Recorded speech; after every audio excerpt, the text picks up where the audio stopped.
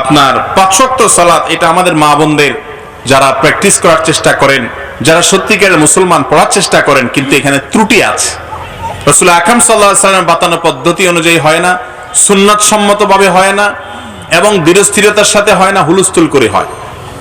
বাচ্চা কাঁদতেছে বা কোনো একটা কাজ আছে, বিশেষ করে যোহরের সালাত আমাদের মা বোনরা গ্রামাঞ্চলে একটু বেশি, শহরেও হয়তো আছে, যে যোহরের সালাতটা আদায় করে সবচেয়ে দেরি করে। কারণ বাসা বাড়ির সব কাজ কাম শেষ করে একটা সূচিবায়ুর রোগ আছে যে আমি গা গোসল ধোয়া ছাড়া সালাত পড়বো না।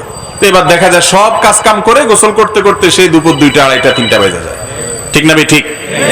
অথচ সালাতের সময় হয়ে গেছে, আপনার গোসল জরুরি না, কাপড়ে যদি নাপাক থাকে অন্য পোশাক পরিবর্তন করে সালাতটা পড়ে ফেলেন, এরপর অন্য কাজ করেন, গোসল করেন, কিন্তু সালাত দেরি করে পড়বেন না। তো অনেক মা বোন আছেন যারা এই ভুলটা করেন, এবং এই ভুলটার করার কারণে তারা সালাত পড়েন ঠিকই, কিন্তু এই সালাতের মাধ্যমে জান্নাতে যাওয়ার উপযোগী হতে পারেন।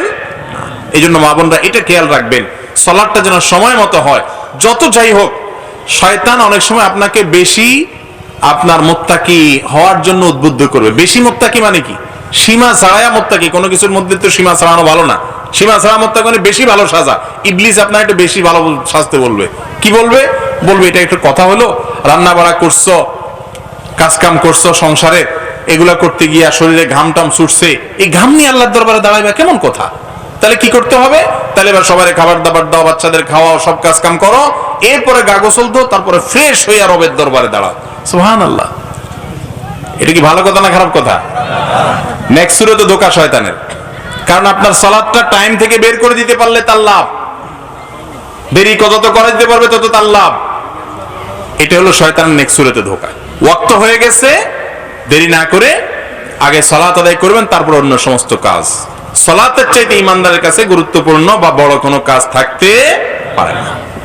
আর সালাতে তাড়াহুড়া করা, এটা পুরুষদের রোগ, মা বোনরা অনেকে তাড়াহুড়া করে। অনেক মহিলাকে আমি দেখেছি, মা চাচিকে আমি দেখেছি, যে এত দ্রুত সালাত আদায় করেন যে মনে হয় যে রকেটের গতিতে সালাত আদায় করেন, 5G গতিতে সালাত আদায় করেন। আছে না এই রোগ আমাদের মধ্যে? ভাইরা আমার, মা বোনদেরকে এই ব্যাপারে সাবধান হতে হবে। সালাত হতে হবে খুব দৃঢ়স্থিরতার সাথে। হুযায়ফা ইবনে ইয়ামান রাদিয়াল্লাহু তাআলা আনহু এক ব্যক্তিকে দেখলেন খুব তাড়াহুড়ো করে সালাত আদায় করছে। ডাক দিয়া বললেন, এইভাবে কতদিন সালাত পড়ো তুমি? বলে 40 বছর পড়ি। তখন তিনি বলেছিলেন, আল্লাহর শপথ করে বলছি, এই সালাত নিয়ে যদি তুমি কবরে যাও, এই সালাত নিয়ে যদি তোমার মওত হয়, তাহলে তুমি মুহাম্মদুর রাসূলুল্লাহ সাল্লাল্লাহু আলাইহি সাল্লামের উপরে যে দ্বীন আল্লাহ তাআলা পাঠিয়েছেন, ওইটার উপরে তোমার মওত হলো না। কত বড় ভয়ের কথা! এই জন্য আমরা পুরুষরা এবং মা বোনরা সবাই সালাত দৃঢ়স্থিরতার সাথে করব, নামাজ আস্তে আস্তে পড়বো তো ইনশাআল্লাহ। যার সালাত যত বেশি সময় নিয়ে হবে, তার সালাতের মান আল্লাহর কাছে তত ভালো, যত সময় নেওয়া যাবে। আর আমাদের হলো উল্টা। কোন মসজিদে তারাবিতে হাফেজ সাহেব কত মিনিটে শেষ করতে পারে, এটার উপর কন্টেস্ট হয়, কম্পিটিশন হয়, তাই না?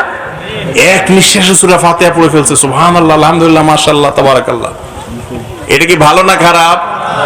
আরে ভাই, সালাতের মধ্যে সূরা ফাতিহার প্রত্যেক আয়াতের পরে ওয়াকফ করবেন, এটা ভালো, উত্তম। কারণ আবু হুরায়রা রাদিয়াল্লাহু আনহু বর্ণিত হাদিসে নবী করিম সাল্লাল্লাহু আলাইহি ওয়াসাল্লাম বলেছেন, তাসামতু সালাতা বাইনি ওয়া বাইনা আবদি নিসফাইন, আমি আমার বান্দার মাঝে সালাতকে ভাগ করে নিয়েছি।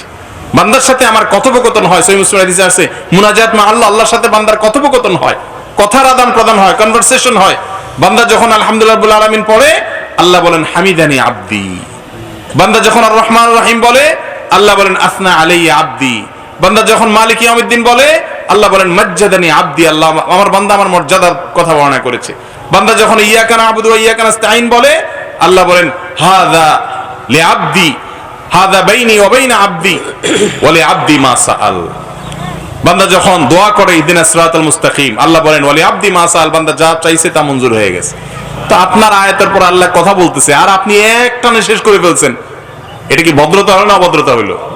কিন্তু এটাই আমাদের কাছে বিরাট বড় কারামতি। হাফেজ সাহেব তো ইন্টারন্যাশনাল হাফেজ, এক নিঃশ্বাস সূরা ফাতিহা পড়ে আবার আরো 5 আয়াত টান দেয়। সুবহানাল্লাহ। আল্লাহ তাআলা আমাদেরকে হেদায়েত দান করুন।